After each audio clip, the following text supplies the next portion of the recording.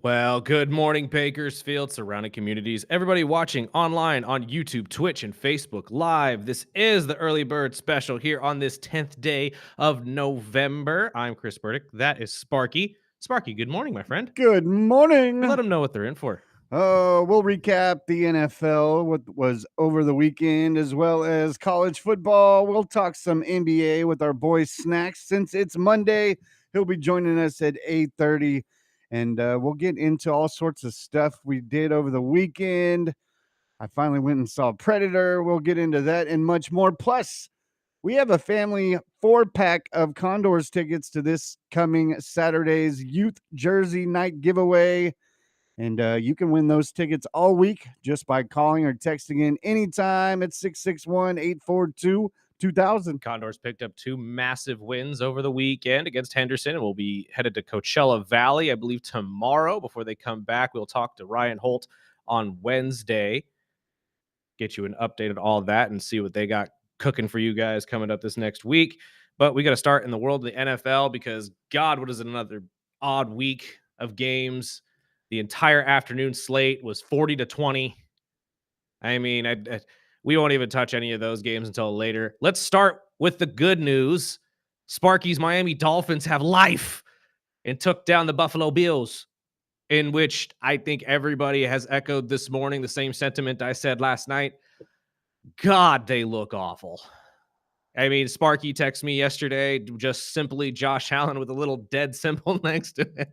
And not gonna lie to you, dude, I think you're right. I look, Josh is a great quarterback. He's a fantastic quarterback, one of the best in the league. But we've said this so many times. All Buffalo has is Josh Allen. And when he looks bad, the team looks awful. And Miami was just the beneficiary of making that happen. The defense has showed up now 2 weeks in a row. And although, again, what are you guys now, 3-7, something of that nature? We've seen crazier things happen in the NFL. I don't know exactly where you stand. I don't know if you're still in the area of this season's done, but at least you guys had a little bit of life, and the locker room looks like they're loving it. Yeah, we're having fun. I mean, that as soon as they fired Chris Greer, I said, okay, maybe there'll be some type of life. I don't think it's this season. No. But it's good to see some of these young guys come together. Even the vets. I mean, Chubb finally had a game. But I will say the same thing we've been saying, besides Josh Allen and Cook, I don't know anything else that they can do. I mean, with Kincaid went down, that was his number one target. Shakir was all over the place, penalties. And I think the Bills really fell short not trading for a number one receiver. I agree. And we've been saying it for a while, but I mean, Josh Allen looks lost when Kincaid wasn't in, which shouldn't be your number one receiver in a team like Buffalo, but James Cook fumbling twice. And I mean, it's just, I don't know if it was the defense, because the defense looked like they didn't show up either. No. But Josh Allen, he can't do it. It's a team effort. Right. And the defense for Buffalo has just been non-existent. Outside of the solid play from a handful of defensive linemen, everyone else has been awful. And that does not bode well for the Buffalo Bills, because everybody had them going into the Super Bowl at this point, in the beginning of the season. And I think a lot of people were starting to believe that Josh Allen was enough. But I mean, I know Sparky's been highlighting it for weeks. I have to say, much like the Pittsburgh Steelers right now, I would be very, very, very worried if I'm a Buffalo Bills fan. The New England Patriots are looking fantastic. Drake May is looking like an MVP favorite. Looking better and better each week. And I mean, I don't know if that's McDaniel's offense or if that's just the potential that they saw in Drake May just coming out earlier than we expected. But at this point, we'll get to our MVP favorites here in the next couple segments, because I'm going to tell you right now, every MVP favorite had a day yesterday. Matthew Stafford, Drake May, Jonathan Taylor. I mean, I as a Falcons fan, I wasn't even mad. I really wasn't. I thought that was a fantastic football game in Berlin. I even woke up at 6:00 to watch it, Spark. I said, you know what? Why not? Let's see how this game goes. I'm liking the way the Colts are working. And it was a fantastic game from both sides. I just think it really came down to which team was going to convert on third down first. We went 0 for, I think, 12, 13 through the first 3-4 quarters of the game until the Colts finally got Daniel Jones over the hump on a QB sneak play to be the first third down converted. But outside of that, the game really wasn't that bad to watch. Michael Penix and Drake London were looking fantastic. Tyler Algier had a game. 2 touchdowns. 2 touchdowns. I mean, again, it was a fantastic game in Dublin, which we'll get to in a second. But when it comes to some of these other teams, I'd be very, very worried. Because, like I said, in the East at least, shoot, even the Jets picked up their second win. And we'll get to that in a second because I saw Justin Fields do something I haven't seen since Tim Tebow. And that's win 2 games.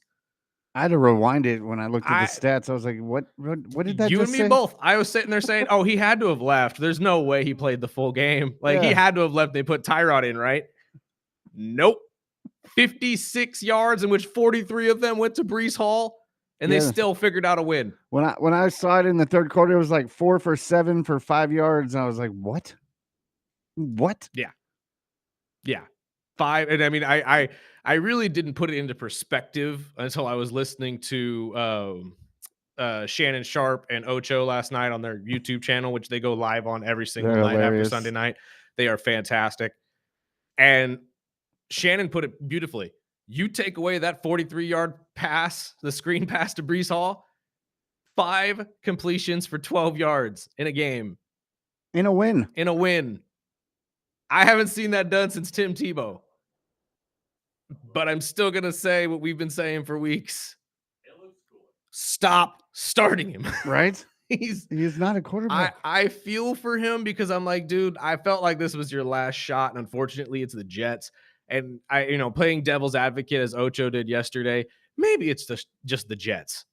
Maybe it is just the Jets because we've seen guys like Sam Darnold have success outside of it. Geno Smith has had some sort of success after leaving. I mean, maybe it really is just the Jets.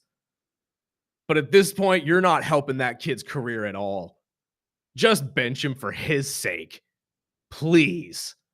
Like, and I'm not saying this is a slight towards Justin at all. I like Justin. I hope he can find success on some team. I really do. But it ain't the Jets. It's really not. I was so baffled by that. But getting back to some of these incredible games, I mean, which one do you want to get to next? I mean, even if we went back to the early game, I got up. I had to take my son over to a competition and got back. I was listening to the game on the way, and I was like, okay, Jonathan Taylor is a beast. I started Daniel Jones for some dumb reason, and he had his moments of looking like prime Daniel, but at the same time, I am kind of starting to worry that everybody's thoughts of him kind of going back to being a pumpkin are legit. That's what I'm starting to see. I mean, he didn't look comfortable. No, but again, let's not forget he's not forcing the ball into any. I mean, the 3 passes that I saw right before halftime, I'm like forcing it into double, triple coverage when I was like, Pittman is one-on-one over here and no one's throwing to him. And they had not gotten the ball to him all game long. What the hell? I don't know necessarily if it's something we should be fully worried about because, again, take into account Atlanta got to him, I think, 7 times. So, and that's very uncharacteristic of the Falcons. They've been able to figure it out this year. Apparently, drafting 2 defensive ends in the first round is all Atlanta had to do. But Pierce and Walker have been fantastic throughout the first couple of weeks of the season, not to mention Dorless, who's come out of nowhere. But I just don't know if it was the fact that Atlanta's defense is starting to look like it did in the beginning of the season again, or if we should be worried that maybe the Colts, or namely Daniel Jones, is starting to feel the heat, starting to feel it a little bit more. It's easy to look good when you're winning. And maybe we were all getting a little too excited when Daniel started to win a little too much. But I'm still going to say the Colts are legit, if only because of Jonathan Taylor. And before we go to break, I have to echo this sentiment that I said to my buddy yesterday. If Jonathan Taylor does not win the MVP, can we please just call it the best quarterback award? Mm-hmm. Please, because this is getting ridiculous. Because we all know what's going to happen. We all know what's going to happen. They're going to give the MVP to either Patrick Mahomes, Matthew Stafford, or one of the best quarterbacks in the league. Rightfully so. They are valuable. And then Jonathan's going to win Offensive Player of the Year. Can we just sit there and say that the Offensive Player of the Year and the Defensive Players of the Year are the MVPs of the season for both sides of the ball?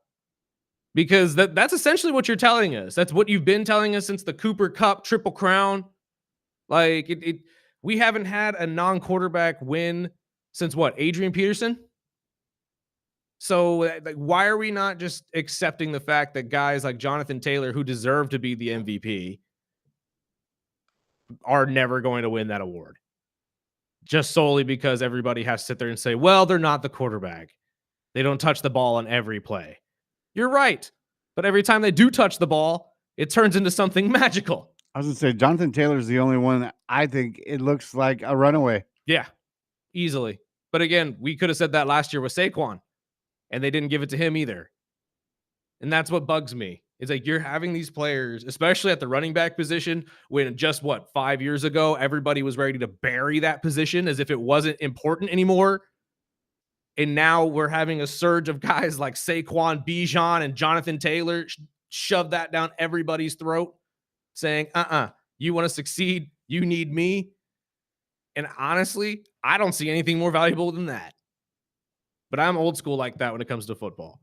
I still am one of those people that says, yeah, you can have a great quarterback, but if he doesn't have a good offensive line in front of him, it ain't going to mean jack diddly. Look at the Bears. Again, I keep using that example, but it's the perfect one. First thing I heard on Get Up this morning is Caleb Williams turning into a superstar in front of our faces? When last year you guys were ready to bury this kid as the biggest bust the NFL has ever seen. Why? Because he didn't have an offensive line. He didn't have a good run game. Look how different your team could look with that. It's so crazy to me. Let's take a break real quick. We'll get to the rest of these games. I mean, Detroit and Dan Campbell taking the reins as the offensive coordinator, did that work out for them? I personally think it's good for now, but I don't know how long it's going to be actually consistent. Plus, we already talked about the Jets and their incredible second win. But what does that mean for the Browns? Because at this point, I think the Dylan Gabriel thing is over, and it should have been done, honestly, this week. I think we should have saw Shador at some point during this game, but it is what it is. We'll get everything in there before we get to the NCAA and their massive shakeup over the weekend as well. Plus, I need to hear how this Predator movie was, Spark. Was it a little teaser, but was it good enough? Is it good enough to go see in theaters? I loved it. Did you? Fantastic. Love to hear that. We'll talk more about that and much, much more right here on ESPN Bakersfield.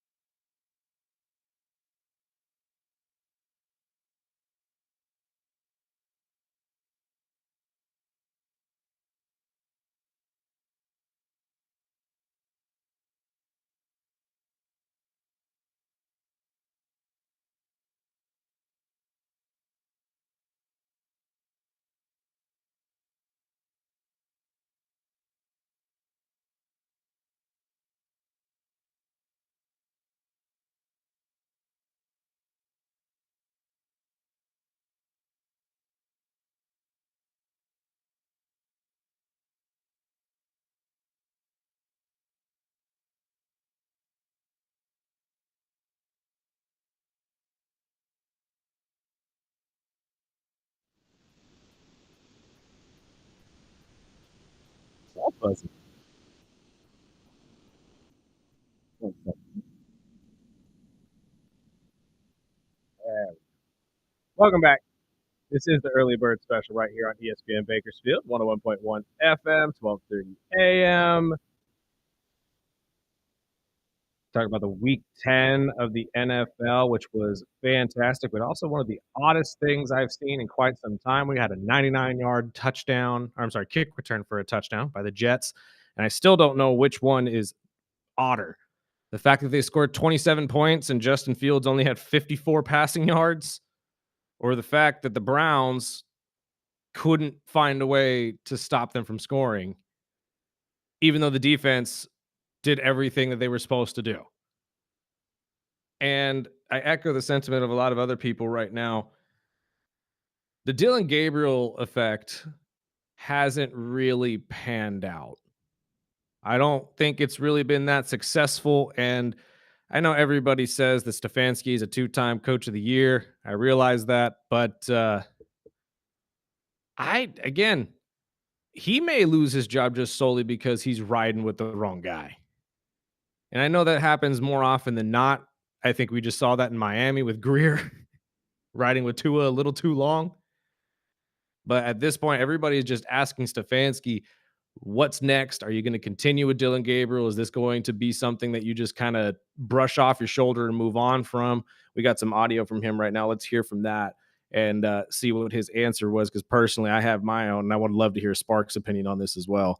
Would you stick with Dylan Gabriel after this game, or do you think about making a change? Yeah, we're going to stick with Dylan. Obviously, this is a young players that you're always trying to get one game better and those type of things, but we have to play better as an offense. We have to coach better, all the above.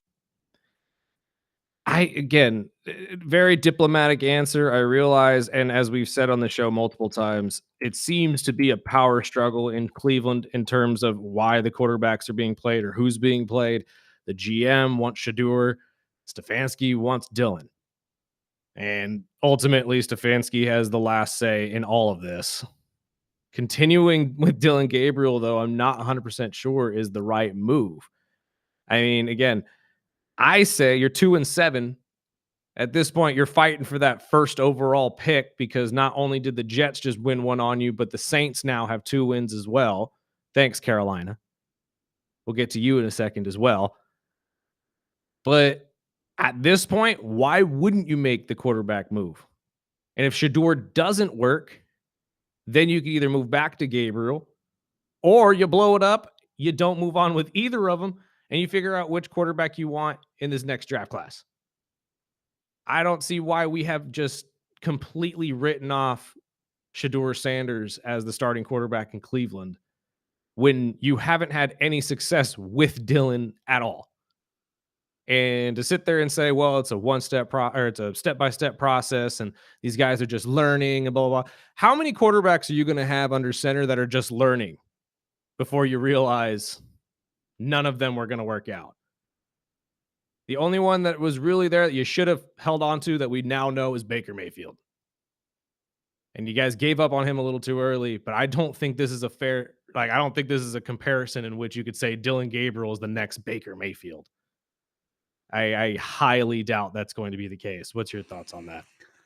It's just a sticky situation. I think they set themselves up when they drafted more than one quarterback. Fair. Obviously, I mean, if it was Shador and he was losing games, they would be doing the same thing with Gabriel. I just don't think they have an offense to be happy with any of them. I don't think Shador is going to come out slinging it, but I also know that Gabriel isn't. So, I mean, it's the odds of, okay, when are we going to throw this kid in and set him up for failure? Because I don't think that Cleveland offense is good for anyone. I personally, I mean, the only thing that you could find the positive out of not playing Shador is you're not setting him up to get killed.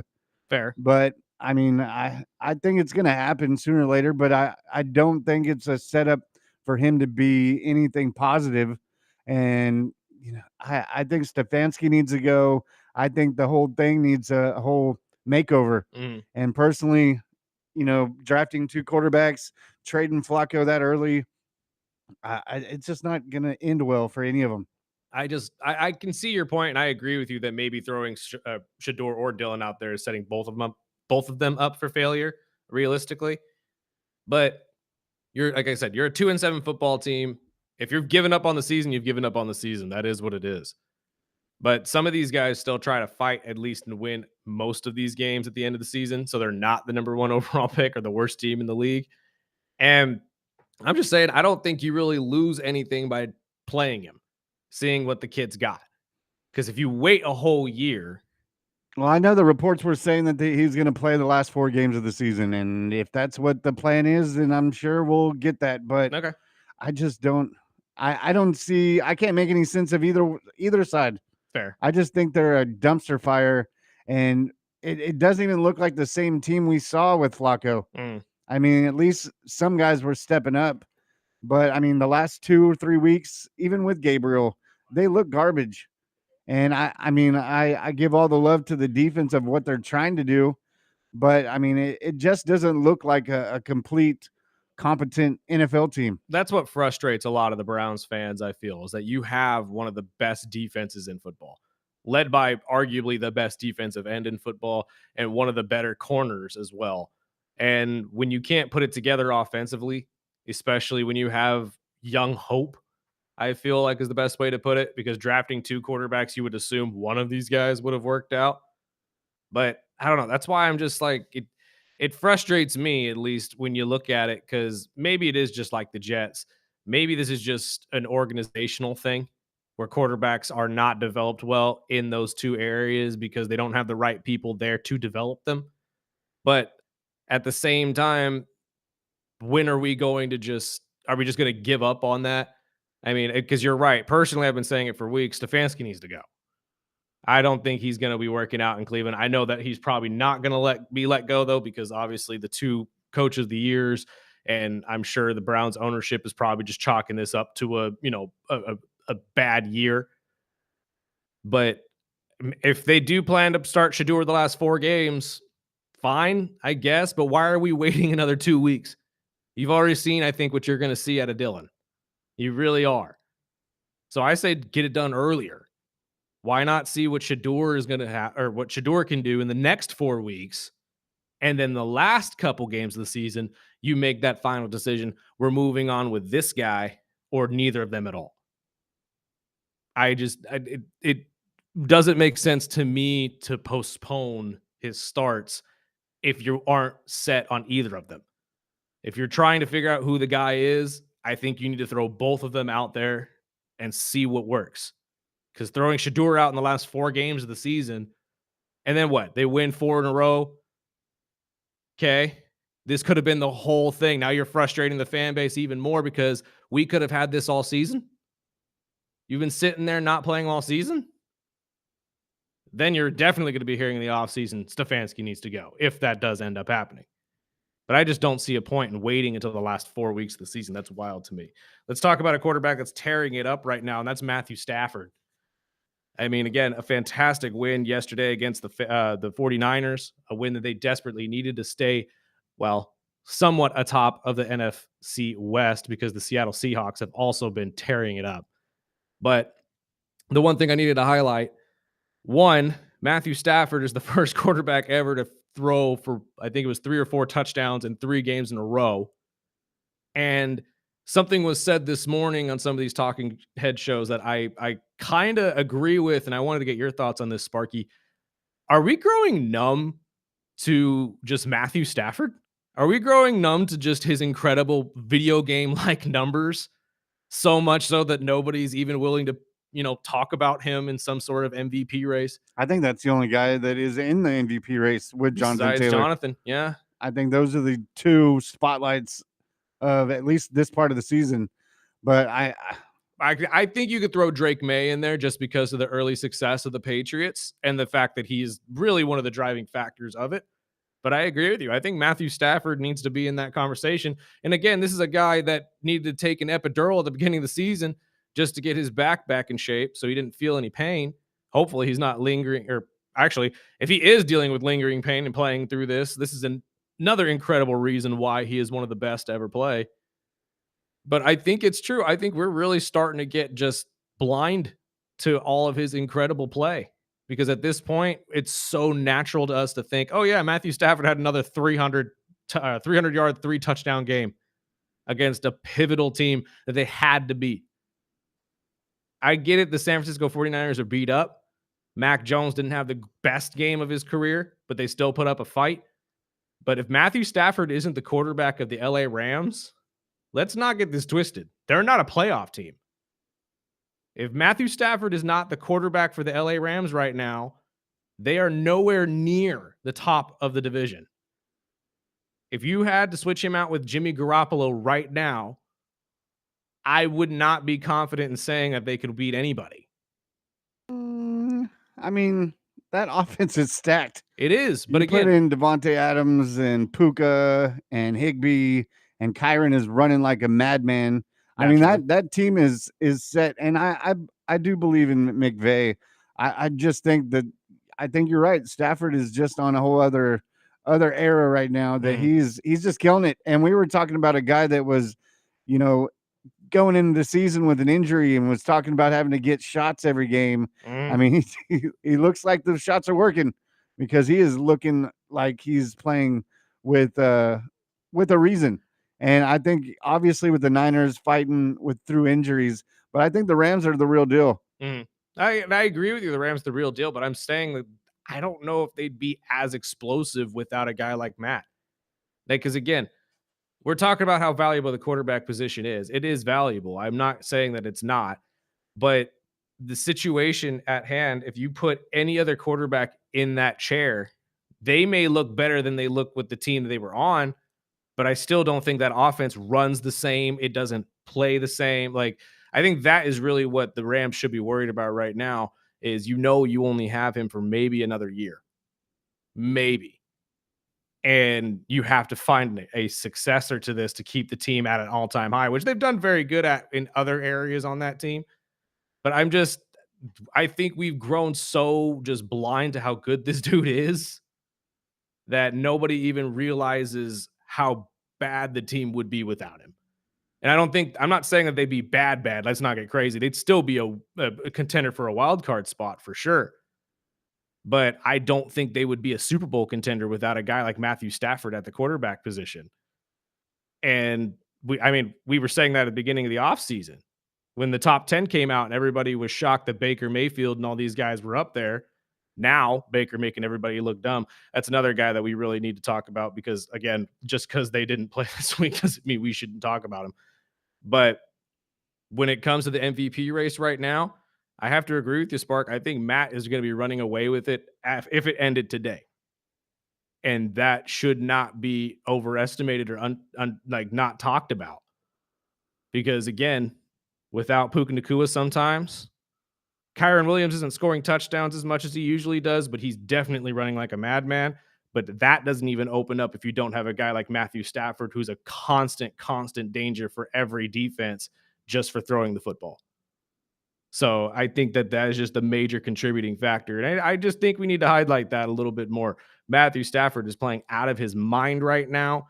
And much like his high school friend, Clayton Kershaw, we don't have a lot of time left with him. So Rams fans, hold on to that.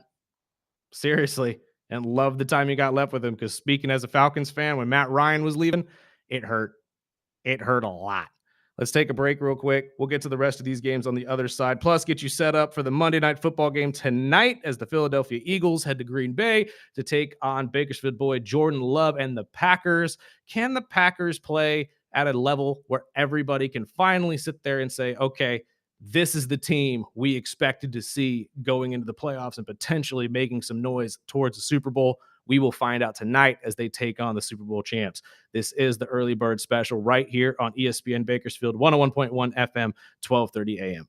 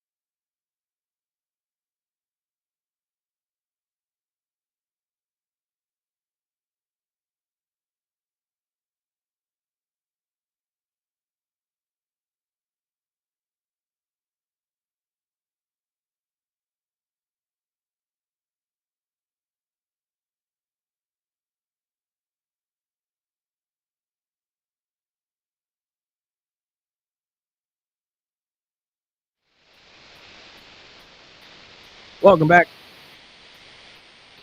Early Bird Special right here on ESPN Bakersfield, 101.1 FM, 12:30 a.m. If you'd like to win a family 4-pack of Condor tickets to this Saturday night's game, just call or text in anytime throughout the show to 661-842-2000. Condor still undefeated at home, and that's because we're there to cheer them on. So let's continue that trend as they climb up the rankings in the Pacific Division of the AHL.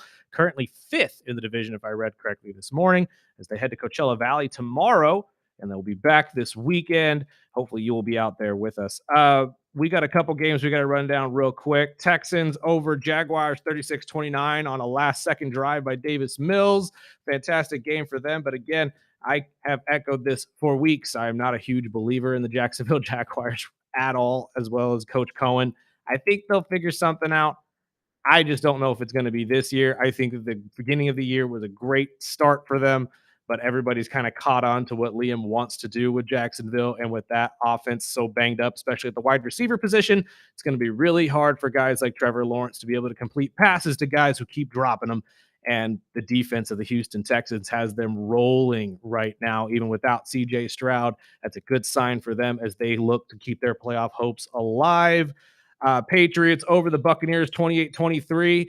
Just like I said from the last segment, just because Baker didn't win the game doesn't mean we shouldn't talk about him. 3 touchdowns for Mayfield just wasn't enough for the potential MVP candidate in the NFC as the Patriots continue to roll, as this defense is now the number 1 rush defense in the NFL, held behind Vrabel. Plus, McDaniel has the offense clicking with Drake May.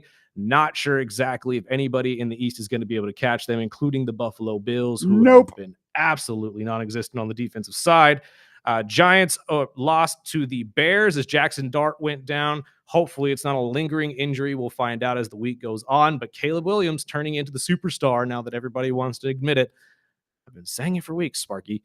The beauty of a good offensive line, man. I don't know why everybody just shakes that away. I still say some of the best years of Dak Prescott were because he had the best offensive line in football right in front of him, even though they didn't win a Super Bowl because of it. The Ravens continue their resurgence as well, 27-19 over the Vikings. J.J. McCarthy didn't look great in this one, but to be fair, I think the Baltimore Ravens are just kind of becoming that team that everyone expected them to be finally, and the defense is turning it on. The Saints get their second win of the year, 17-7 over the Panthers. Tyler, can we just is everybody done with Bryce yet? No. Apparently not. No. Apparently not. But my prediction of them not sniffing the playoffs is looking a lot better after losing to the Saints. I'll just let that. But you're right. Tyler Shuck looked fantastic in this game. There's so many teams that are hit and miss. Right. Like, you don't know which team is going to show up.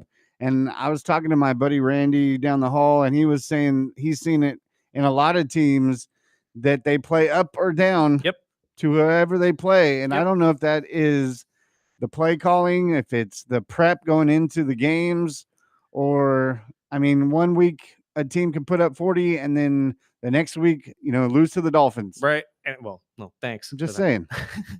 Just saying. I saw this little jab there. They use, you're absolutely fair. They use the Dolphins as the punching bag. No, this is fair.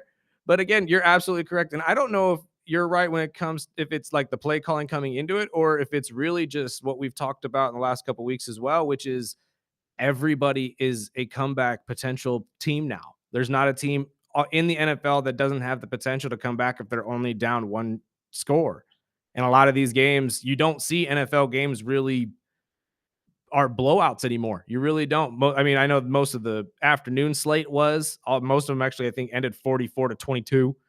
But most of these games this weekend weren't that way, thank God, because a couple weeks ago we had one of the worst standings in NFL history with every game being a blowout.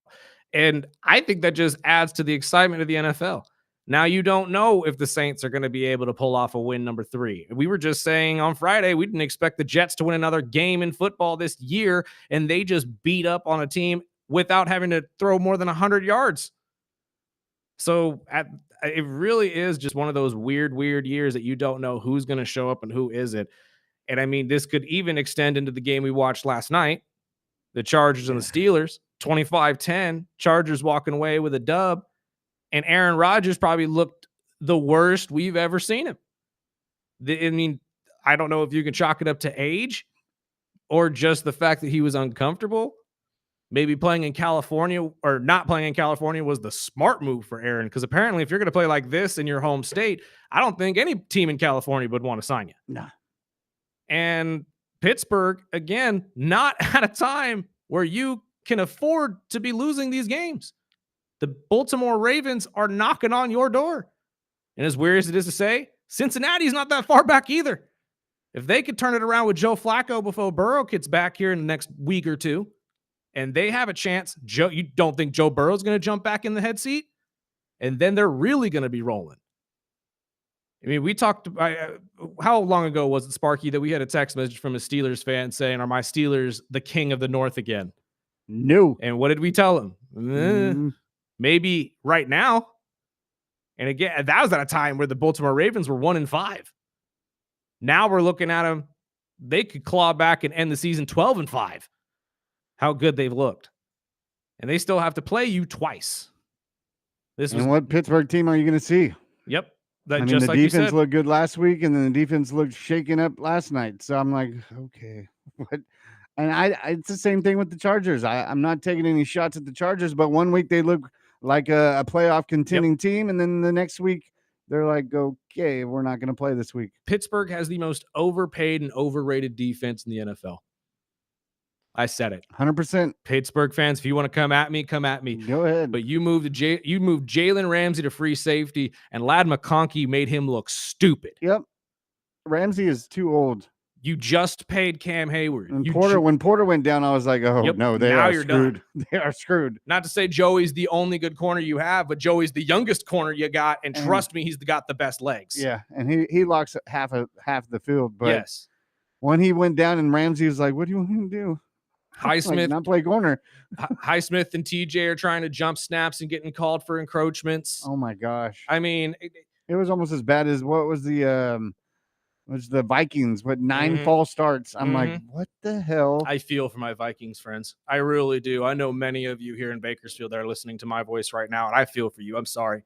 I don't know if that was on JJ or I don't know if that was on the offensive line. I really couldn't tell you.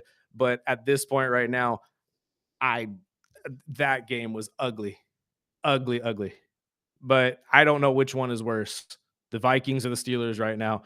And if you're a Steeler fan, you got to be shaking your boots, because even the games you won, you almost threw a lot of those away, including one to the Jets. So I would not exactly be, happy at all if I'm a Steeler fan. I'd be pretty dang livid. And I know a lot of them are not happy with what you're getting. I still don't think Mike Tomlin is the reason that you're playing this bad. I'm sure there's some people that are texting and calling in saying, that was the first one. The Steelers are doomed. I'm really starting to think it may be time for Tomlin to go, and not because of his coaching. It's just because I think his time has ran out. Honestly, I heard that this morning, and I didn't really take this into consideration, but when you really put together everything that's coming this year for Pittsburgh, okay, the draft is coming to your city. You have 2 first-round draft picks. You have the opportunity to find the heir apparent at quarterback, plus, switching up and, blowing up what used to be and finding a head coach that could be for the future may work out for you.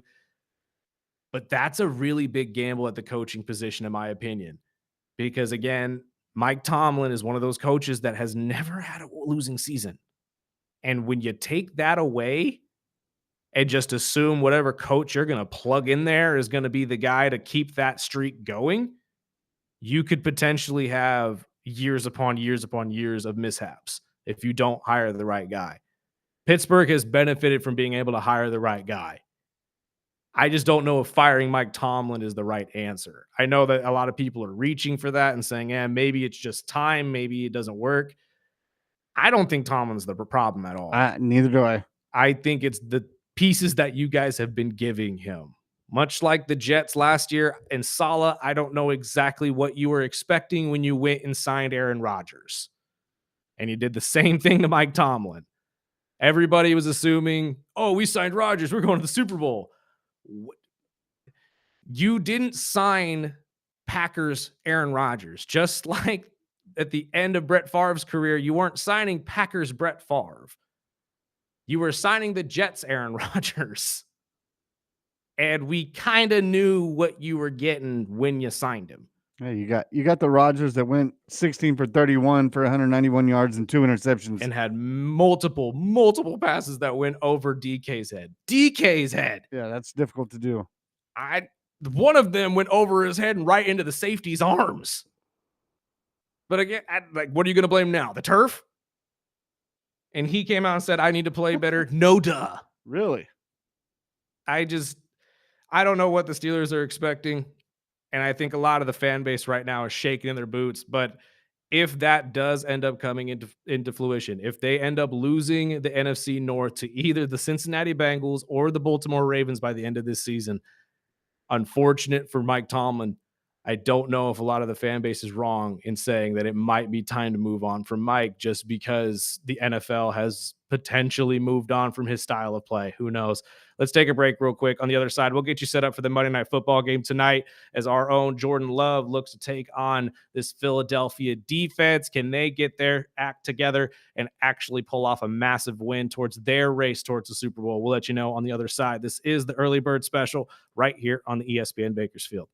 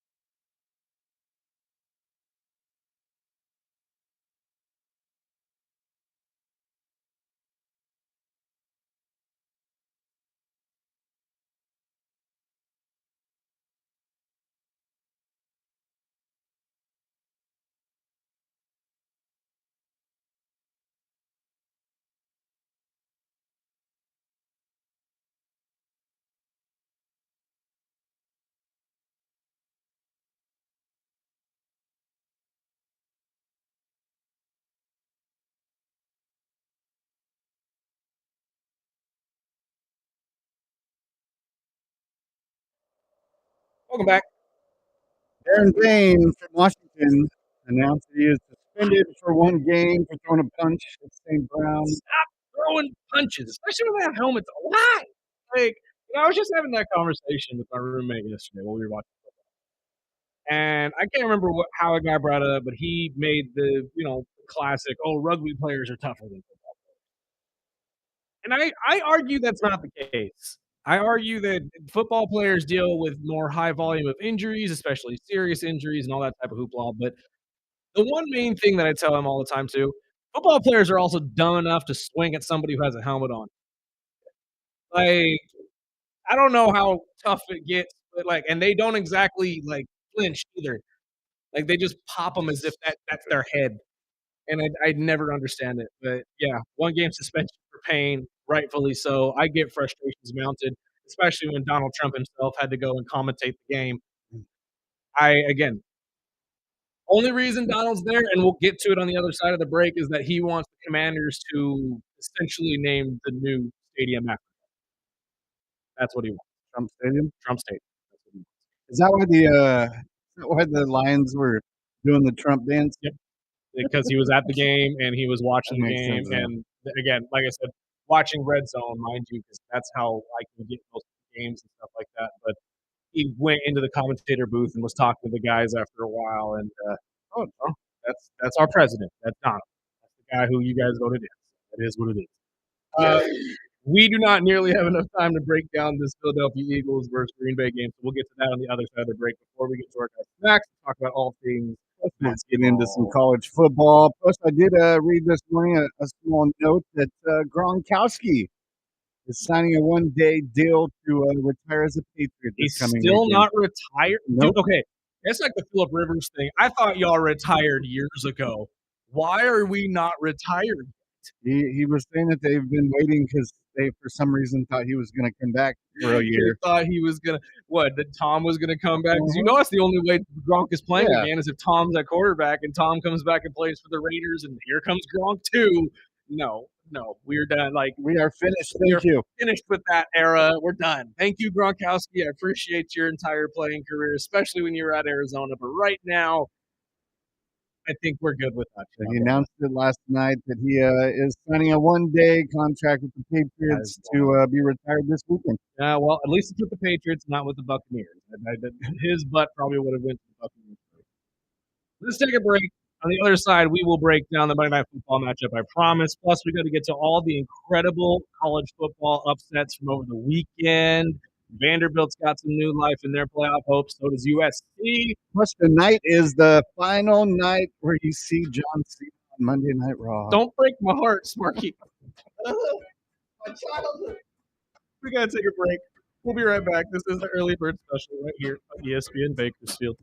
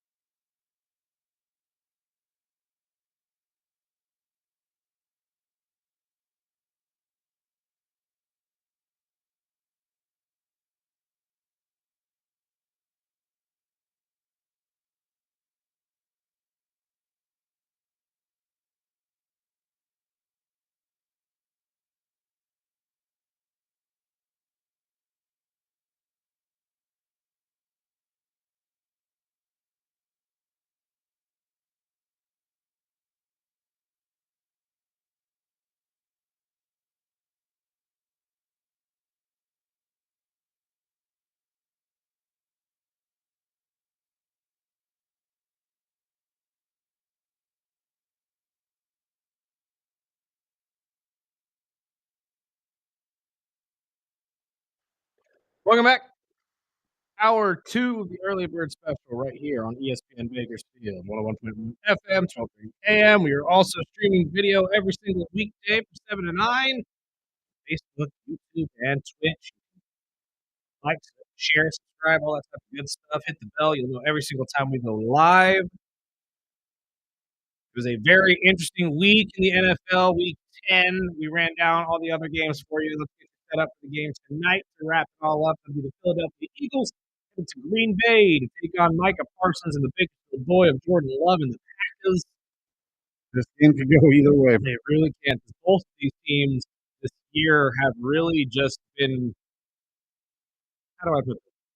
In my opinion, the Philadelphia Eagles are kind of reaching that level for every championship team at one point where they're so good they kind of just play just good enough to beat every team. They also look incredibly ugly while doing so until they absolutely have to put it on.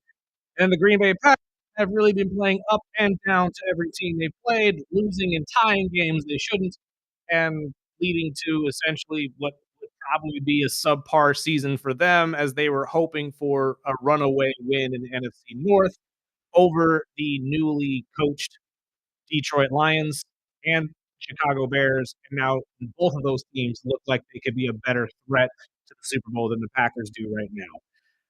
I still have a lot of hope that Jordan Love turns it around, has an incredible second half of the season, and shows everybody why he should be at least in the consideration for an MVP. Whether he wins it or not, I don't think is going to happen. He usually does have a good second half of the season. He does. But, I mean, if it's going to start, it better start tonight. And this is the perfect game to really kickstart that. Like I said before the break, this could be that game where the Packers kind of come in and say, okay, we are measuring ourselves against the Super Bowl champion. And we win a Super Bowl, it's all going to be based around can you beat the Philadelphia Eagles. And this is a Philadelphia Eagles team that, again, has just really been playing just good enough to get over. Somebody needs to come in and test that. We have yet to see Saquon Barkley look like Saquon, or at least Saquon of last year. Whether that's a workload thing or just the way they're scheming everything, I'm not 100% sure right now. Personally, I think it's just the way they came into the season wanting to schematically be a little bit different. In the NFL, you must adapt. You cannot come out the exact same way every single week because teams will beat you at some point. They will learn how to beat you, and they will beat you. I think that's what Sirianni is trying to do, is trying to figure out different ways for the Philadelphia offense to stay unique and stay thriving through constant adaptation.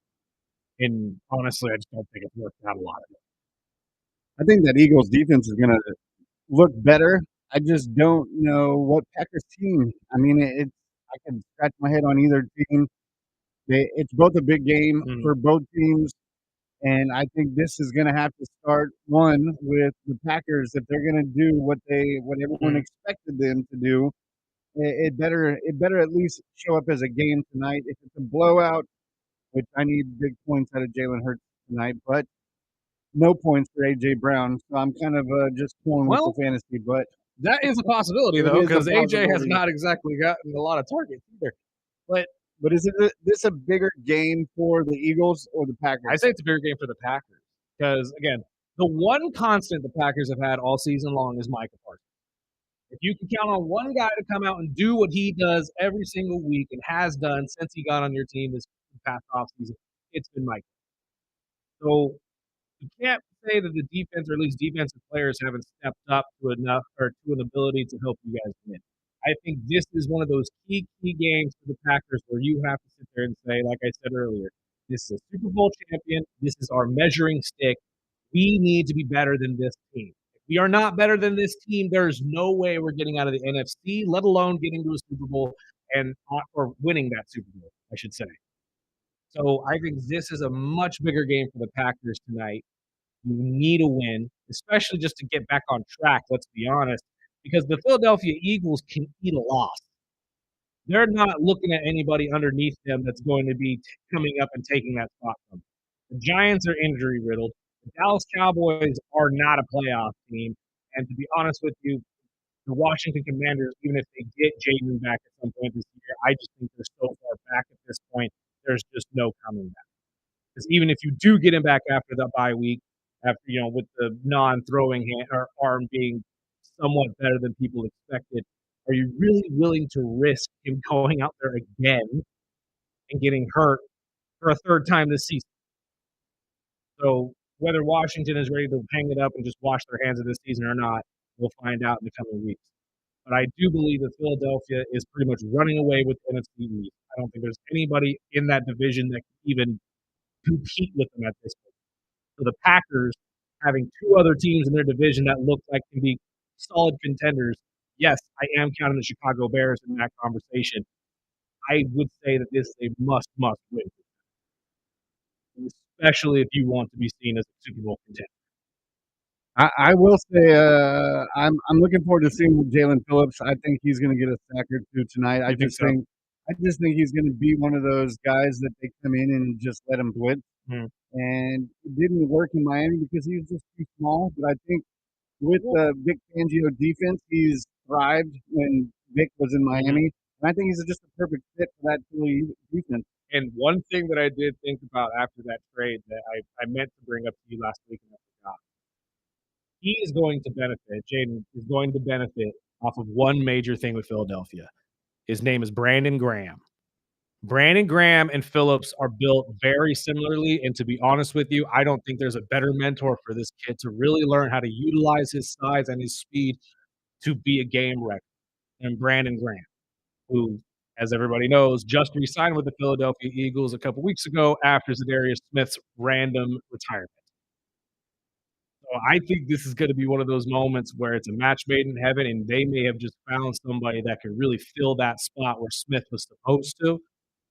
And, I mean, again, Philadelphia has really done their best while picking up pieces that everybody really thought was done or young pieces that they really didn't know what they were going to get the most out of. I think Philly's going to take it. I just hope it's a good game. And plus, we'll get into at the end of the show. I'm looking forward to Monday Night Raw. Oh, yes. Yeah, I know it's the final Cena appearance on a Monday Night Raw, plus the tournament starts. But before we get away from the NFL, I do have to throw out some love for former NFL Commissioner Paul Tagliabue, who passed over the weekend at the age of 84 years old, had heart failure complications with Parkinson's disease. It was a rough weekend for legends. Not only that, but Lenny Wilkens, too. Lenny Wilkens, which is one of the only Hall of Fame player and coaches. But the other thing I wanted to bring up towards you is, have you ever heard of a poison pill? Oh, I forgot about the story. I'm so happy you brought this up. I had never until yesterday. I don't think this is normal. I looked at that, and to be honest with you, I thought it was fake. I thought it was a fake tweet.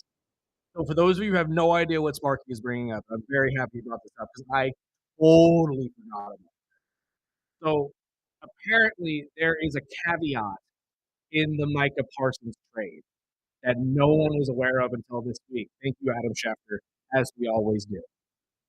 Apparently, in this trade between the Green Bay Packers and the Dallas Cowboys, there is what is put into the contract as a poison pill. A poison pill is essentially this.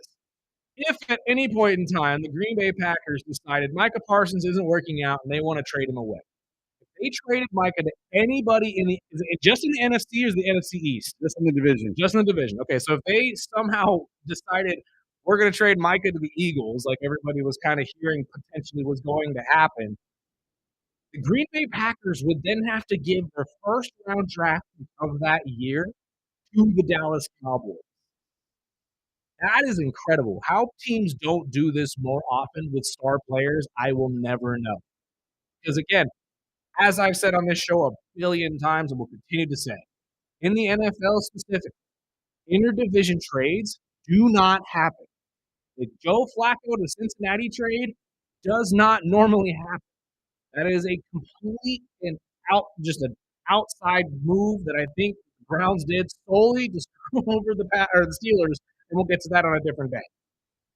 But this poison pill, very aptly named, to be honest with you, because I don't know a lot of teams that are willing to give up a first-round draft pick plus a player like Micah Parsons. But That was incredible when I read that. I legitimately thought that was Now Jerry said he doesn't want to see him in an Eagles uniform. That was the only thing he was worried about. So that is but their see, safeguard. nothing I've never heard of it. says I've never heard of it either, but again, I'm very surprised teams don't do this more often. But nothing says that Micah can't leave in free agency and go sign with the Eagles. It just happens. It has to happen after 2027. Yep. It just can't happen within the next 2 years. But I had never heard of that before either. I Can you again read that imagine Jerry yesterday. sitting in there doing the contract? He's like, "Well, wait. This is the Jerry Jones You style move, make man. sure he cannot go to the Yes. Eagles." This is a Jerry Jones all over it move. This is his idea 100%. I would very much be shocked if anybody came out and said, "No, that was my idea to save the Dallas Cowboys for the grief." Nah, this has Jerry written all over. But I agree with you. I've never heard of a poison pill, especially being called a A poison poison pill pill. on top of that. Like, thanks, Jer. We got some cyanide with this as well. Yeah, when I read the headline, I was like, "Oh, that's a big story." Kept going. That's what made me feel like it was the poison pill part of it. I was like, this has to be fake. But no, like when you read the actual like the stipulations of what the trade is, this is a Jerry Jones move up and down. Like it really is. And honestly, might have been the smartest move he's made all year. It really is. And that's uh, one of the things that we're going to get to with basketball. I actually meant to bring that up as well. The other GM in Dallas might be on his way out. It looks like Nico Harrison's time down with the team is Yay! OVA, as we've been calling for weeks. But let's take a break real quick. Let's get to the college football because there were a handful of massive upsets over the weekend that are going to shake up that college football bracket. Plus, we have so much to talk about because college basketball also got started last week, and I'm very, very excited for what this season's going to bring. We got Carlos Boozer's son out there in Duke, and he looks good, man. Let's take a break. This is the Early Bird Special right here on ESPN.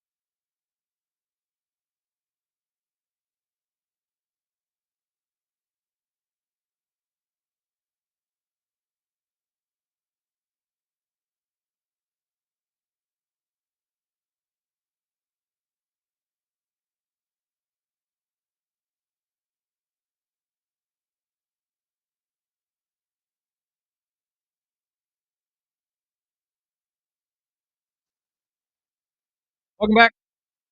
This is the Early Bird Special right here on ESPN Bakersfield, 101.1 FM, 12:30 a.m. One final segment before we get to our guys' snacks. Talk all things basketball as college hoops got underway, plus the NBA is in full tilt.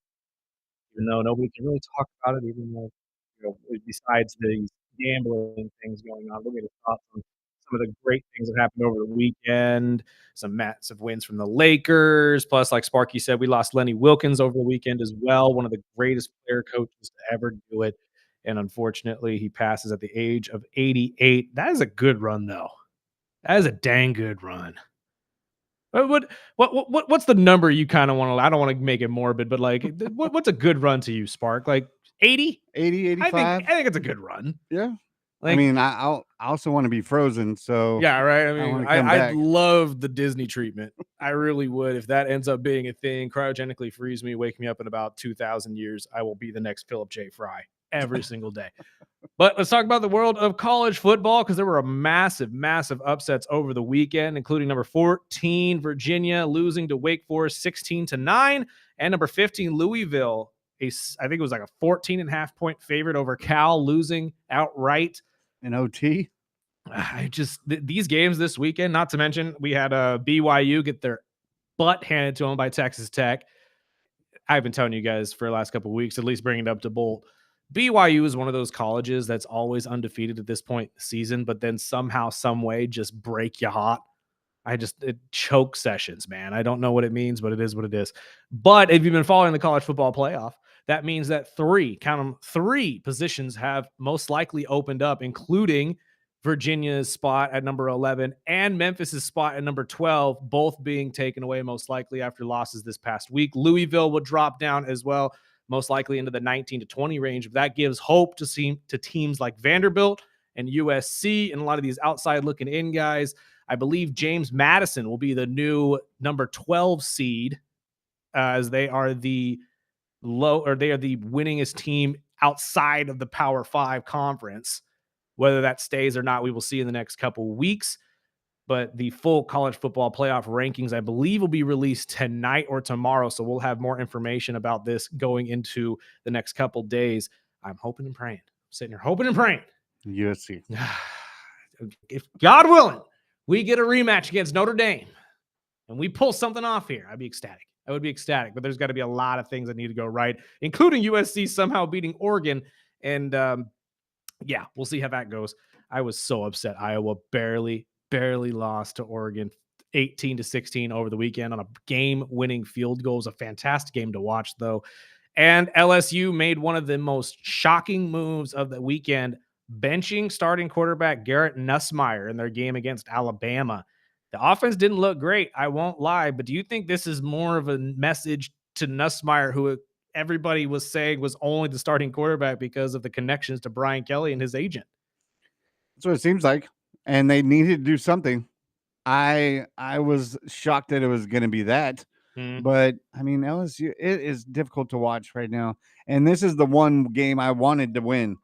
I cannot stand Alabama, but just watching that game, I was also over here at the station, which BC will get into again on Wednesday, wrapped up their final game of the season in a BC fashion. It was a hell of a game. Was all the way. It was a nail biter, and I'll let our guys talk on Wednesday about it. But I was here running the game, and it was I was going back and forth watching the game and then listening to it. And yeah, it was just a tough weekend. College football. I knew the USC game. I was checking the ticker on that one. I couldn't pull it up on the TV over here, but I was like, oh, Burdick's having a good day. USC was on Friday. We kicked butt against Northwestern, but nobody was expecting anything differently. The big tell is going to be Oregon at the end of the year. If USC can somehow upset Oregon, then I would see them jumping into the playoff, because obviously I would think Oregon's going to be dropping out. We will see how the season continues. I'm hopeful, but again, USC's defense is about as bad as the Dallas Cowboys. And yeah, I don't expect them to show up any week. I'm still saying the number 1 and number 2 teams in the nation are going to be the ones that you see at the end of all of this, though. Ohio State, Indiana. Indiana almost lost to Penn State over the weekend, but gave us arguably the best catch of the year. Toe tapper, Omar Cooper in the back of the end zone. Mendoza under pressure, getting absolutely nailed after that throw. Fantastic way to end that game. And unfortunately for Penn State and Nittany Lion fans, another heartbreaking loss in a season that you just wish you could forget about. At this point, though, I don't see anybody taking down Ohio State or Indiana. They are both playing outstanding football right now. And Ohio State specifically, there's a reason no one's talking about them. And it's not because they're not doing their job. It's because they're blowing everybody out. That's all I hear is Ohio State. Really? Because again, everybody's talking about it as if no one's talking about them. I personally just see them at number 1 overall and say, yeah, because that's Ohio State. Yeah, they deserve it. They are the dynasty right now. They are the Alabama of this generation. Brian Day's got it handled over there. And the reason no one's talking about them is because they're just going out and handling business every single week. And I think that's a good thing. As I told you guys last week, if you're the number 1 team in the nation, you don't want the media talking about you every single week, because usually that means there's a problem that you need to address. And just the way they're winning these games, they're just in Outright. full control. There's nobody that's going to put up a fight against them. The Big Ten championship game is probably going to be the hardest game they have all year. But even then, they'll probably blow that game out too. So who's going to take down the Goliath? We will find out as time goes. But massive, massive upsets this past weekend give life to a lot of these fan favorite teams, including Vanderbilt. I'm hoping Diego gets in just solely for the story alone. Would be fantastic story and fantastic football to watch. I am very, very excited for the college football playoff. I hope you guys are as well. Let's take a quick break. On the other side, we're going to have our guy Snacks talking all things basketball. College ball has started. Plus, we obviously have to get into the NBA. The Lakers are winning without LeBron James, and now everybody is going around saying LeBron doesn't like that. I haven't heard anything. I've had so many videos, Sparky, sent to me of talking heads and different shows saying LeBron is upset because the Lakers don't need him anymore. I don't see, but that's the thing. I haven't heard a single thing or read a single tweet or anything that would bring that up. Why wouldn't you want the team to be winning? That's what I'm saying. Like, I'm pretty sure LeBron don't care. All LeBron cares about is getting this sciatica figured out so he can get back on the court or just continue to make money being LeBron James. I don't think he really cares at all. As long as this team is successful and is winning and they're ready for him to come back when he's ready, don't think it's that big of a deal. But we'll get our guy Snacks' thoughts on all this, plus who he thinks is the biggest threat in the NCAA this year as men's and women's basketball gets underway. No Juju Watkins for the USC Trojans on the women's side, but the men's side has a lot of notable names, including Bryce James be playing for Arizona and Carlos Boozer's son out there in Duke as well. So much to talk about. We'll get to it all right after this break. This is the Early Bird Special right here on ESPN Bakersfield.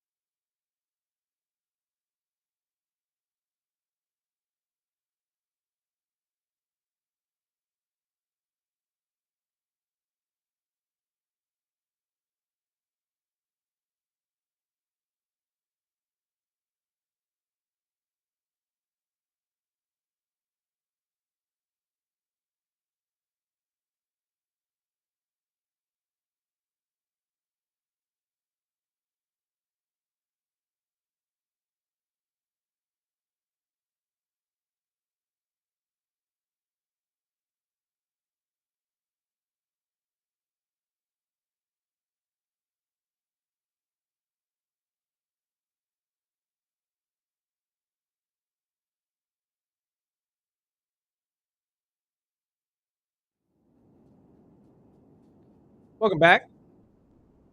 Early Bird Special right here on ESPN Bakersfield, 101.1 FM, 12:30 a.m. Also streaming video on Facebook, YouTube, and Twitch. All you got to do is look up the Early Bird Special. You'll see our little logo right there. Like, share, subscribe, all that type of good stuff. It's time to talk basketball with our guy Snacks with 93.1. Sir, how are you? Guys, I'm great. I'm going to get to that question. I would like to say the Early Bird Special is making a lot of money. Those are a lot of commercials. So I'm happy for you guys.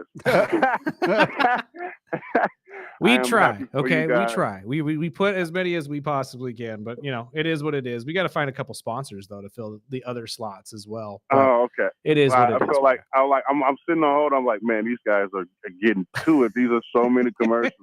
My weekend was filled with basketball of my own, with buzzer beaters and double overtime. So I am currently still laying in bed talking to you guys. So I'm glad you don't have me on on the film. I'm glad you brought that up because obviously college ball is gotten underway. What are your thoughts on the NCAA season as a whole, and are you excited to see any specific team?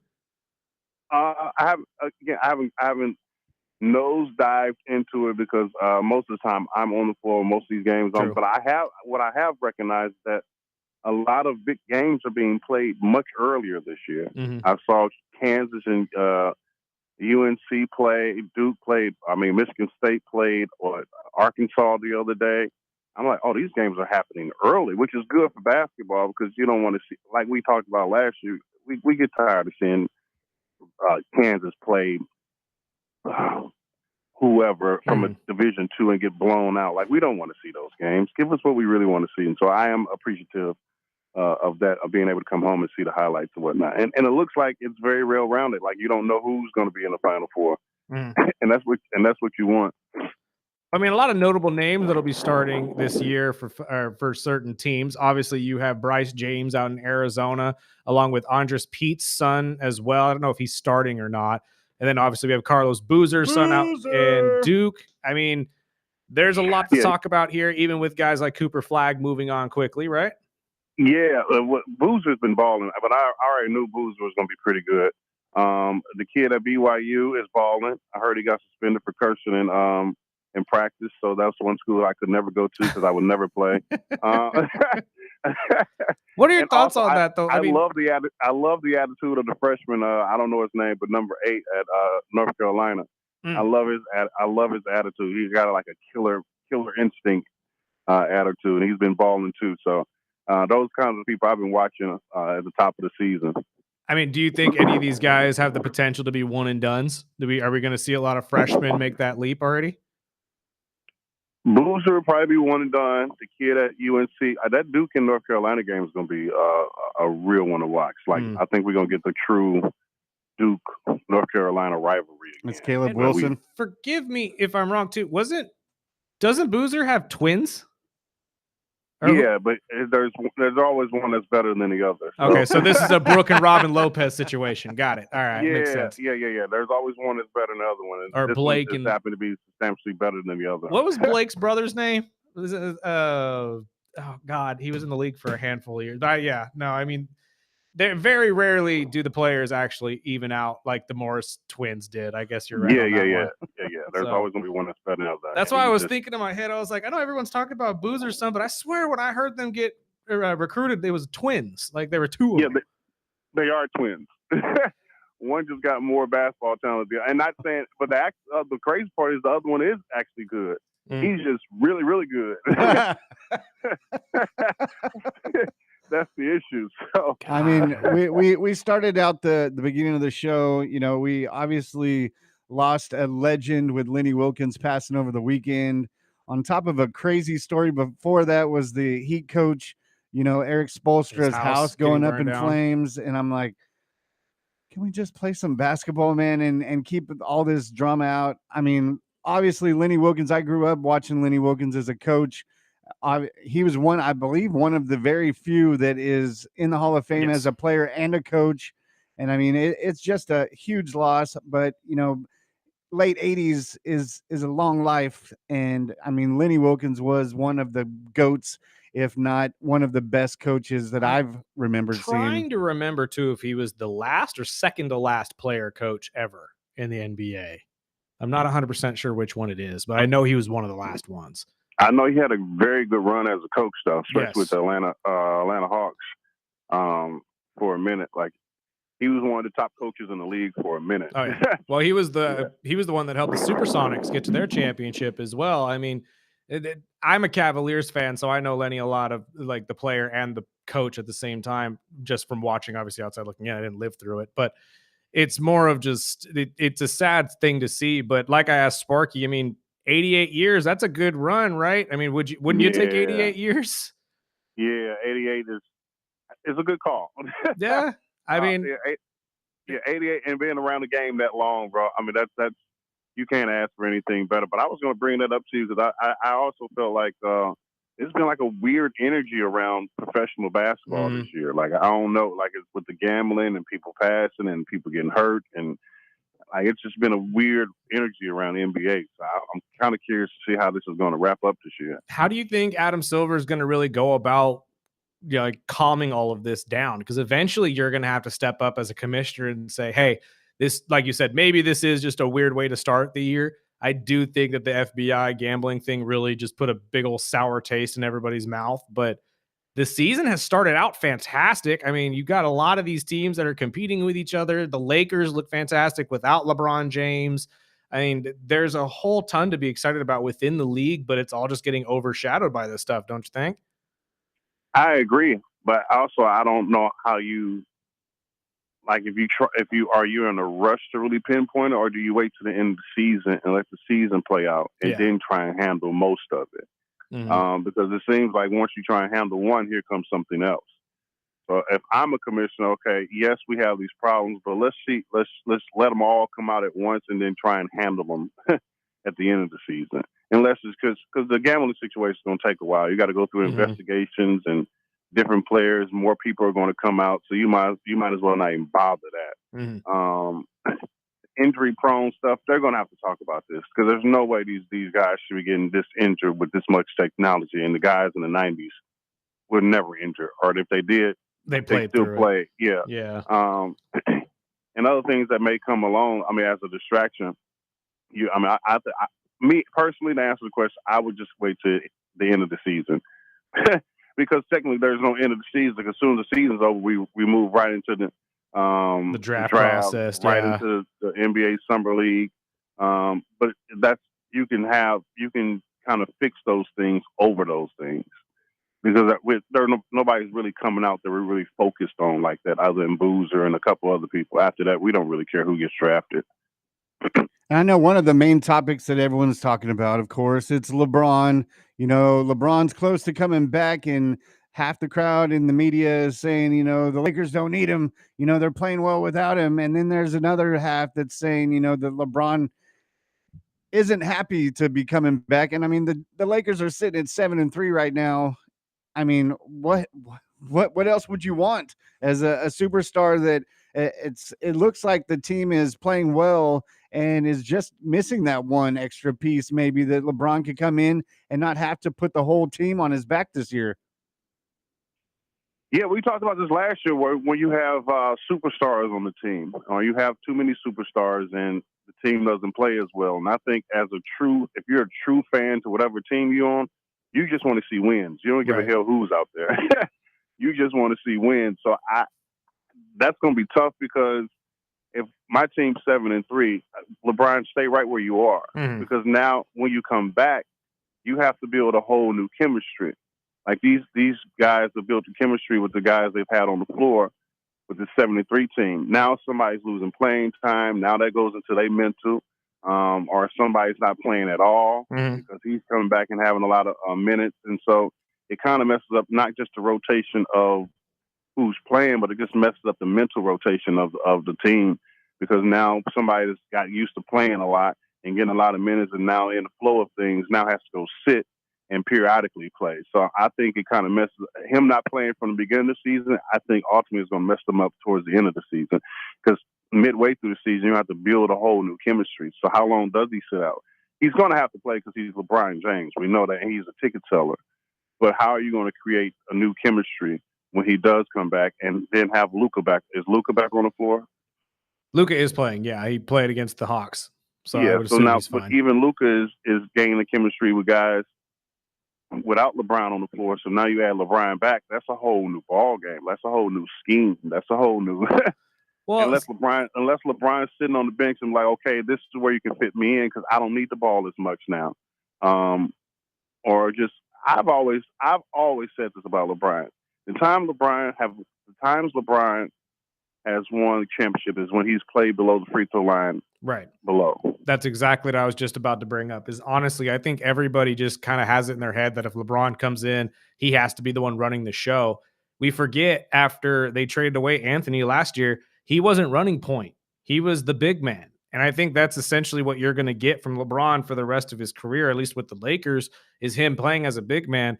The only reason LeBron took point when he was with Cleveland is because that's what Cleveland needed him to do. When he was younger, they had Eric Snow at point guard and Larry Hughes, and they were solid, but it was ISO ball and you had to give him the ball. Now the NBA has vastly changed. And at least in my opinion, I've watched LeBron his entire career.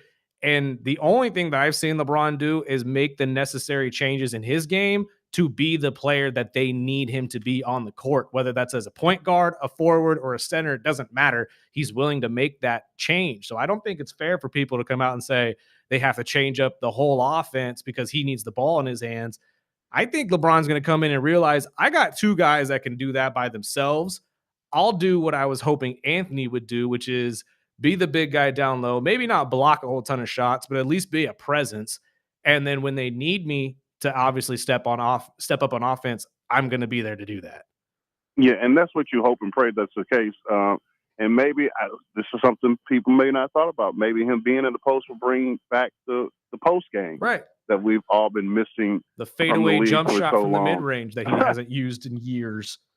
Yeah, that we haven't seen in years that we actually awesomely love. But that also means he won't be playing as many minutes because you banging down the post a little bit more. Granted, he's 40 years old, so like you can't bang and you're still going to use a lot of energy. So right. I hope that's the case when he comes back and not trying to be out on the perimeter and run the show. And just hopefully while he's sitting out, he's like, okay, this is where I need to be and play that role, especially this far in his career. But you never know, man, with these superstars. And these young players for the Lakers have all looked fantastic too, not just Reeves and Luka. I mean, Larave, I believe is how you pronounce his last name. I might have butchered that, and I apologize if I did. But Vanderbilt the other night looked great. Vincent has looked solid as a backup point guard. So the Lakers, I think, are just starting to actually gel. I mean, Rui even looks like he's back to being an all-star. Yeah. So that's what I'm saying. But when you bring LeBron back, he's going to be playing 30-plus minutes. So True. 2 players are going to be playing. One of those players is going to lose 15 minutes. Another player is only going to have 15 minutes compared to what they've been getting. So, right. And as a basketball player and as a competitor, that messes it plays with your mind. You understand it, but it plays with your mind because you've been out here in a groove. Those guys are playing well because they're playing within a groove. Mm-hmm. Now they're coming back playing periodically. That's very tough to do. And that's just coming from somebody that played basketball at the collegiate level. And as a shooter, you have to have a rotate. You have to have a momentum. You have to be in a groove. You just can't come in and out expecting to play. Make shots. Oh yeah, it's a rhythm thing. Absolutely, I agree with you on that 100%. Sir, we have run out of time. Thank you for yours, and we will talk to you next week. All right, brothers. Thanks, man. We got to take a break real quick. On the other side, we'll talk a little bit of wrestling as John Cena's final Raw is tonight. Yeah. And we also will talk a little bit about this new Predator movie that Sparky got to see over the weekend because I'm very, very curious how good this movie is, my dang self. Let's take a break. This is the Early Bird Special right here on ESPN Bakersfield.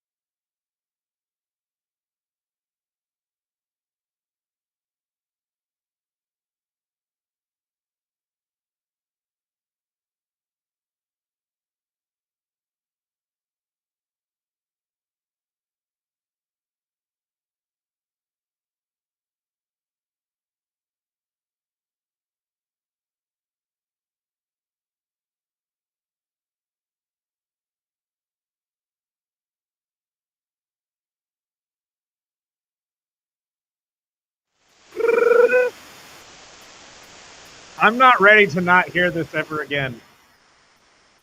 I'm sorry. I'm a millennial. This is the greatest wrestler of all time. There is nobody better than John Cena. I love Undertaker just as much as the next guy. When you talk about who encapsulates just professional wrestling, who is just the ultimate face, who was the guy that literally let nobody down ever? That was John. Even Undertaker, you let us down when it came to Brock. Now, granted, that should never have happened. You had a concussion and you don't even remember that match. I try not to remember. But God, we should never have had that happen. He should never have lost the streak. But even before we talk about Raw tonight, what did you think about SmackDown? I know we'll get into it tomorrow, but yesterday or on Friday, besides the nip slip and Chelsea getting the title, but I was hoping for 1 second for that first 10 minutes of SmackDown. I was like, okay, no more McIntyre.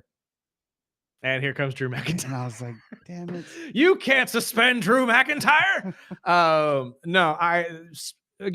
I've said this since Crown Jewel has ended. You can tell WWE is back in full force. They are back rolling, and all of these storylines are making a lot more sense, and a lot of them are just working very, very well.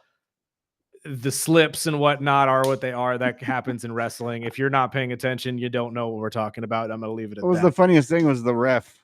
I was just watching the ref, but no, we've got a jam-packed Monday Night Raw. Not only is it the final night of Raw with John Cena, which the tournament, the whole tournament we've been waiting for, is finally starting up. I'm excited for the tournament to start. Plus, back to the Friday Night SmackDown stuff, we are going to finally see at least the first of the people who potentially don't work at WWE as the mystery combatants going against LA Knight on Friday. Very excited to see who that is.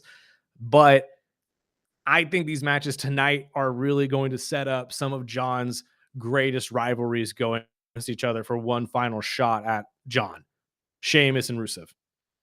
I know we don't get a lot of love in that area because, not to lie to you, the 2008 to 2015 wrestling times, not great. But those two men gave John some of the greatest matches of his career, and I would love to see either one of them pull off at least a chance to go straight towards it. On the opposite side of this, on Friday, you're going to get The Miz and Jey Uso, and then LA Knight against the mystery combatant. I would expect it to be the exact same way there as well. I don't expect Jey Uso and LA Knight to win these matches because it doesn't make sense for them to take on John Cena in their final match. Right. It makes more sense for somebody like The Miz, long history with John Cena. Plus, I'm assuming whoever this mystery combatant is, whether it be Chris Jericho, Edge, or whomever, maybe even Gunther. Ethan Page would also be a fantastic one. I don't know who's going to be chosen, but it's going to be a pretty cool thing to see. I'm very excited to see how all this works out. And for those of you who are upset about Chelsea Green winning back her U.S. championship, yes, her U.S. championship, because that is her belt at this point. I'm all for it because, in my personal opinion, Julia needs to be headed over to Raw to be given Stephanie one of the greatest rivalry matches we will see this year. And I will put money on it that we will have one of the greatest rivalries between Stephanie Vaquer and Julia for that women's championship, along with Liv Morgan most likely coming back here in the very near future, because I see more and more of her out in the media. I was just going to say, because not only was her and her brother out at the Stranger Things event, but that was her brother? Yeah. Oh, everybody's like, oh, she got a new man. Oh, Dom's in trouble. She said that was her brother. Her brother's a big fan. I know. That's what I was thinking in my head. I was like, no, I've seen this dude before somewhere, but I couldn't put it down. That makes more sense. Okay. But no, we have Stephanie Vaquer and Raquel Rodriguez tonight. We get That's going to be a great match. The Flair and Bliss against the Kabukis. Again. Which I really hope the Kabuki Warriors win it tonight. We need to see a little bit of a fiery Flair from Kairi Sane, though. But they set it up on, what was it, SmackDown, when Charlotte was walking by Jade. Yes. No, and that's what I'm saying. We may see a title change in the tag team division, to be honest with you, because the Kabuki Warriors are fantastic. And they're on fire right now. And they really are. And I think this whole frenemies thing between Alexa and Charlotte has kind of ran its course. Yep. I think we all had fun with it for a while, but I don't think everybody's really worried about it. My only concern is that the Kabuki Warriors are headed down the same path that we got Candice LeRae and Indy Hartwell down before they let Indy go, which is, and it's essentially the same storyline. Candice LeRae, Asuka, the more seasoned of the two, is becoming way too much of a heel, while the tag team partner is still on the fence of being a heel. You need to get Kairi Sane just to lean into this heel persona. We just need both of them being bad guys. Yeah. Otherwise, we're going to be running the risk of potentially the WWE just saying, you know what? We don't need Kairi anymore. See ya. And teaming up with her Bailey or something. Exactly. And it would suck to see, because Kairi Sane is a fantastic wrestler. She is so much fun to watch. And I think, unfortunately, the last year, she is really starting to gain that reputation of being rough to work with because of the injuries that have taken place, not only to her, but to people who have wrestled with her in the last year. So I worry that we are headed towards a release for her, and I would hate to see that. I don't want to see that. I don't either. But she could tear it up at AEW too.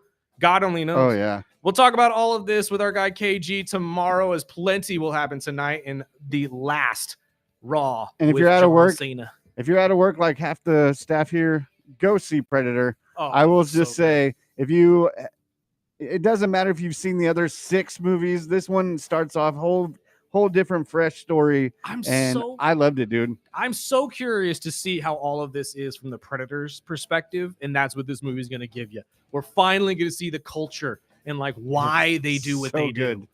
And I'll put it up there with the Ares movie, because me and my son were going back and forth. Which one do you think's better? I was like, it's about the same. Yeah. I'd call it a 9 out of 10. It was a great movie. That's great for sci-fi fans. I'm going to tell you that right now. We got to get out of here, though. Tag out with the great Rich Eisen. We'll see you tomorrow. Sparky, let's get out of here.